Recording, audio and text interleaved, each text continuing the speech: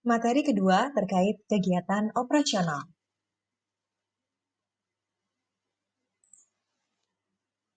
Terdapat 4 kegiatan operasional yang perlu dilakukan dan diperhatikan bagi pengelola taman baca masyarakat.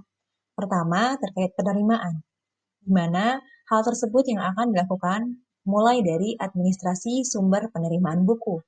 Kedua, terkait administrasi penyimpanan, yaitu penyimpanan buku dan juga display buku. Yang ketiga, terkait administrasi pelayanan, bahwa pengelola taman baca juga penting dalam memperhatikan teknis melayani pengunjung taman baca. Dan terakhir, tata tertib. Pada aktivitas taman baca juga perlu menyusun tata tertib dan peraturan di taman baca. Kita bahas yang pertama, administrasi di taman baca. Semua bahan pustaka yang akan diterima di taman baca perlu diadministrasikan dengan baik. Mengapa? Karena agar mengetahui sumber atau asal datangnya bahan pustaka tersebut. Selain itu, untuk lebih mudah mengetahui jumlah bahan pustaka yang telah diterima perpustakaan, baik jumlah judul maupun jumlah eksemplarnya. Dan terakhir, agar mengetahui jenis atau macam bahan pustaka yang telah diterima. Administrasi di taman baca bisa diklasifikasikan berdasarkan buku mana saja sih yang didapatkan dari aktivitas pembelian, atau dari sumbangan dari para donatur, atau pertukaran dengan taman baca lain, dan mungkin buku tersebut merupakan titipan dari pengunjung atau warga sekitar. Yang kedua, administrasi penyimpanan. Administrasi dalam pengolahan buku terdiri dari yang pertama adalah inventaris, yaitu kegiatan dalam mencatat kekayaan koleksi dari suatu perpustakaan ke dalam buku induk perpustakaan. Selanjutnya, cap inventarisasi atau cap perpustakaan. Terdapat juga beberapa langkah atau cara yang perlu diperhatikan dalam membubuhkan stempel pada buku koleksi di taman baca. Pertama, halaman judul sebaiknya dibiarkan bersih dan tidak dibubuhi stempel. Kemudian, apabila akan membubuhkan stempel inventarisasi, sebaiknya di halaman belakang judul pada tempat yang kosong. Terakhir, stempel perpustakaan dicapkan di belakang kolom judul pada halaman kode, misalnya setiap halaman 25.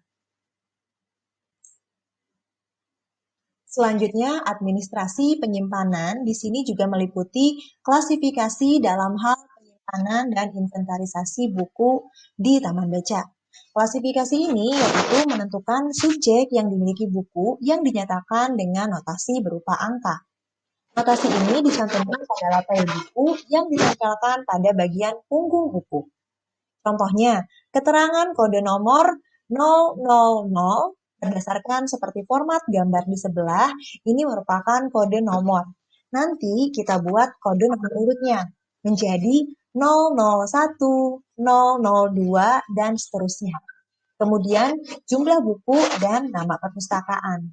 Hal tersebut juga memudahkan bagi pengelola taman baca melihat jumlah buku yang masih tersedia dalam rak dan jumlah buku yang saat ini sedang dibaca oleh pengunjung atau mungkin sedang dipinjam oleh pengunjung. Yang ketiga, administrasi pelayanan. Bentuk pelayanan taman baca salah satunya adalah memberi bantuan kepada pengunjung untuk mendapatkan bahan bacaan dan informasi yang mereka perlukan. Relawan taman baca tentunya di sini akan bersifat sebagai penghubung antara koleksi taman baca dengan pengunjung. Aktivitas sehari-hari relawan taman baca di sini bisa meliputi mulai dari mengatur tata letak ruangan, memelihara susunan buku di rak, menyusun peraturan dan tata tertib pelayanan, menerima anggota taman baca, melaksanakan peminjaman dan juga pengembalian buku, memberikan rekomendasi sesuai profil dan kebutuhan pengunjung, memberi bimbingan membaca, dan terakhir menyusun statistik dan laporan pelayanan taman baca. Jadi di sini kita dapat ketahui bahwa tugas dari pengelola dan relawan taman baca ini cukup banyak atau cukup kompleks, sehingga kita memang perlu berinisiatif, perlu melakukan kreativitas sehingga agar para pengunjung taman baca dapat tetap nyaman berkunjung dan membaca koleksi-koleksi buku kita. Yang terakhir terkait tata tertib. Aktivitas sehari-hari di Taman Baca akan mengikut sertakan relawan sebagai pengelola, pengunjung, dan anggota sebagai penerima manfaat sampai dengan donatur. Pembuatan tata tertib akan disesuaikan dengan kondisi ideal yang diharapkan dari Taman Baca. Dalam hal pertama, peminjaman buku, kita dapat membuat beberapa aturan. Apakah buku hanya boleh dibaca di tempat atau boleh dipinjam dan dibawa pulang oleh para pengunjung Taman Baca? Kemudian, jenis buku apakah yang hanya boleh dibaca di tempat atau boleh dipinjam dan dibawa pulang? Mungkin hal tersebut memang perlu dibuat klasifikasi, mana jenis buku yang sifatnya boleh dibawa pulang atau hanya boleh dibaca di tempat. Peraturan seperti itu tentunya harus disampaikan kepada para pengunjung, bisa ditulis dalam bentuk tata tertib atau bisa juga disosialisasikan. Kemudian, bagaimana membedakan buku-buku tersebut, misalnya dengan label yang berbeda dalam bentuk warna ataupun kode. Ini akan berkaitan pada tugas administrasi penyimpanan tadi. Misalnya, label yang ditempel pada punggung buku dapat kita sesuaikan mana buku untuk anak usia sekolah dasar, sekolah menengah pertama, ataupun buku yang dapat dibaca oleh pengunjung sekolah menengah atas. Kemudian, apakah Taman Baca mengenakan biaya bagi pengunjung? Jika iya, berapa biaya yang harus dikeluarkan oleh para pengunjung tersebut? Kemudian, apakah Taman Baca mengenakan iuran bagi anggota? Jika iya, tentukan pula berapakah iurannya. Perlukah membuat iuran dalam bentuk tiering atau leveling atau tidak?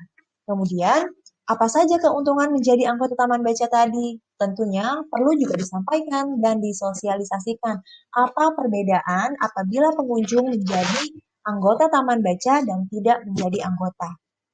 Harus memiliki manfaat yang berbeda, sehingga mereka tertarik untuk menjadi anggota Taman Baca meskipun harus berbayar, harus iuran, misalnya 1 bulan Rp5.000. Tapi nanti mendapat manfaat tambahan bahwa bisa membaca buku dan dibawa pulang gitu. Selanjutnya, berapa lama waktu peminjaman buku? Jika ada aturan bahwa buku boleh dibaca dan dibawa pulang. Namun ada informasi batas maksimumnya, misalnya hanya sampai dengan 3 hari. Dan beberapa aturan peminjaman buku lainnya juga dapat disesuaikan. Tata tertib berikutnya juga dapat kita atur dalam hal kunjungan. Ajakan untuk menjaga ketenangan di Taman Baca tentunya juga perlu disampaikan bahwa setiap pengunjung Taman Baca harus mampu menjaga ketenangan di Taman Baca, sehingga tidak ada anggota Taman Baca lainnya yang merasa terganggu. Selanjutnya, apakah orang tua boleh menemani anak ke dalam Taman Baca? Jika memang salah satu koleksi Taman Baca tersebut memungkinkan akan dihadiri atau dikunjungi oleh anak-anak usia kecil. Biasanya mereka akan didampingi oleh orang tua. Nah, apakah perlu dibuat aturan orang tua hanya menunggu di halaman Taman Baca atau boleh masuk ke dalam area Taman Baca? Selanjutnya, untuk menjaga keamanan buku, perlukah ada penitipan barang? Misalnya, di tempat pintu masuk ada petugas Taman Baca sebagai yang menjaga registrasi. Di sana bisa menyampaikan apabila para pengunjung masuk ke dalam Taman Baca tidak boleh membawa makanan, minuman dari luar agar tidak mengotori area Taman Baca dan juga koleksi-koleksi buku di Taman Baca. Maka sediakanlah tempat penitipan barang. Kemudian, apakah perlu buku tamu untuk mencatat profil pengunjung? Tadi masih sama di meja registrasi. Apakah nanti perlu didata pengunjung yang datang per harinya, dari mana saja dan profilnya siapa saja? Misalnya mereka dominan adalah anak usia sekolah atau justru adalah warga. Hal tersebut nantinya bisa menjadi database pengelola Taman Baca. Selanjutnya, bolehkah pengunjung mengambil foto di Taman Baca? Dan boleh atau tidak pengunjung memfoto buku-buku koleksi di Taman Baca? Ini juga bisa menjadi sebuah aturan yang bisa ditetapkan di Taman Baca Bapak dan Ibu. Terakhir, ajakan untuk mengembalikan buku yang sudah dibaca ke tempat semula.